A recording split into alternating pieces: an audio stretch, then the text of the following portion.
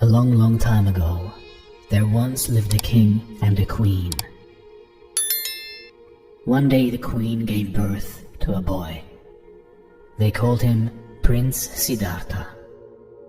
The king and the queen were very happy, as they had wished for a boy for so long. They invited a wise old fortune teller to come to the kingdom to predict the child's fortune. "Please tell us," said the queen to the wise old man, "what will our son grow up to be?" "Your son will be a special child," he said. "One day, he will become a great king." The father was overjoyed with happiness. "He will be a king like me."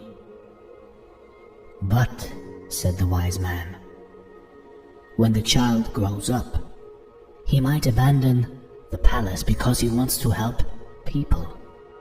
"He will do no such thing," yelled the king, while he yanked the child away from the man. "He will be a great king, just like me." And so the king watched over his son all the time. He made sure that his son always had the best of everything. He wanted Siddhartha to enjoy his life as a prince. He wanted him to become king one day. And when the prince turned 7 years old, his father called him and said to his son, "Siddhartha, one day you will be king. It is time that you start preparing. There are many things you need to learn. Here are the best professors in the world. They will teach you everything you need to know." "Thank you, father. I will do my best," answered the prince. Siddhartha began his lessons, and he was a great pupil. He didn't learn to read and write, but rather how to ride a horse, how to wield a bow and arrow, how to fight and use a sword. These were the skills that a brave king might need. Siddhartha learned his lessons well, just like his cousin Devadatta, because both of the boys were of the same age. And all the time, the king had always an eye on his son. "My son is so strong, so smart, such a quick learner. He will become a great and famous king one day." When the Prince Siddhartha finished his lessons, he always liked to play in the garden of the palace. There lived all kinds of animals: squirrels, rabbits, birds, and deers. Siddhartha liked to watch them. He could sit and observe them so quietly and still that they were not afraid of getting close to him. Siddhartha liked playing near the lake, and each year a pair of beautiful white swans came to nest there. He watched them closely, crouching behind some trees. He wanted to know how many eggs there were in the nest, because he liked to watch the chicks learn how to swim. One afternoon, Siddhartha was at the lake, and suddenly he heard a sound above him. He looked up. 3 beautiful swans were flying above him. "More swans," thought Siddhartha.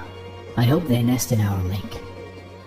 But just at that moment, one of the swans fell from the sky. "Oh no!" shouted Siddhartha, as he ran towards the swan which fell. "What happened?" "There is an arrow in your wing," he said. "Someone has hurt you." Siddhartha spoke to the bird very softly, so that it wouldn't be frightened. He started caressing it sweetly. Very delicately, he removed the arrow. He took his shirt off and wrapped it around the swan carefully. "You'll be just fine very soon," he said. "I will see you later." At exactly that moment, his cousin Devadatta ran up. "That is my swan," he shouted. "I hit it, so give it to me." "It doesn't belong to you," said Siddhartha. "It is a wild swan." "I hit him with my arrow, so it is mine. Give it to me now."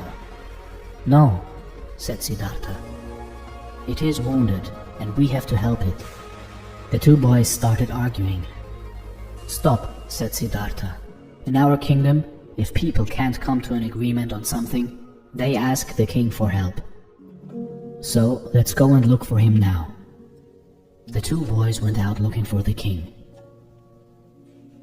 "Don't you see how busy we are? Go play someplace else."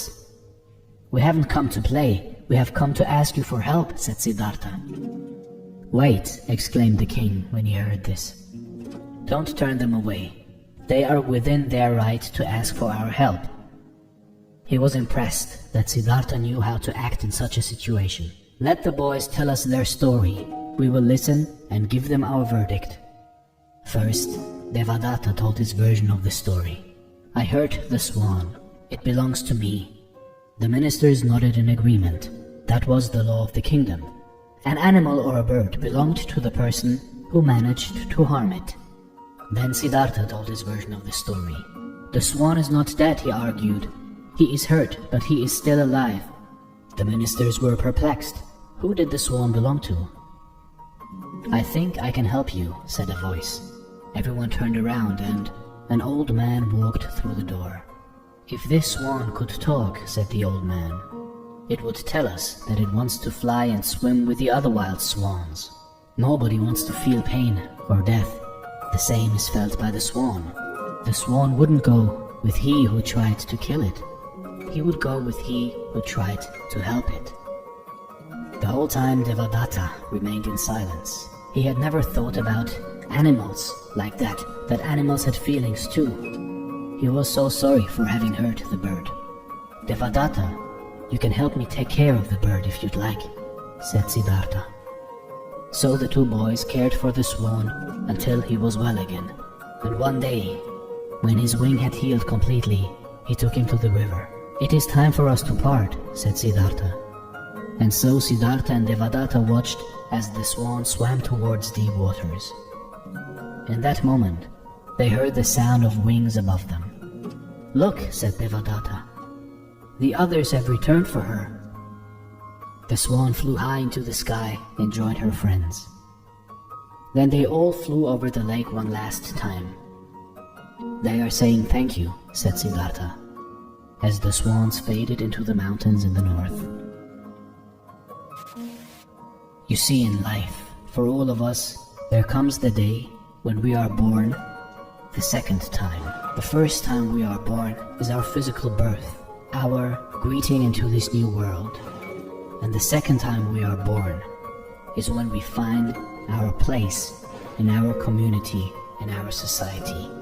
In this moment, Siddhartha showed his blessed soul that he had compassion with every living being on this planet.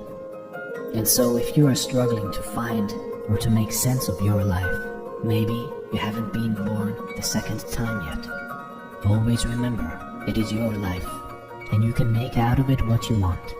But be good to others, and others will be good to you in this life, with this law of karma.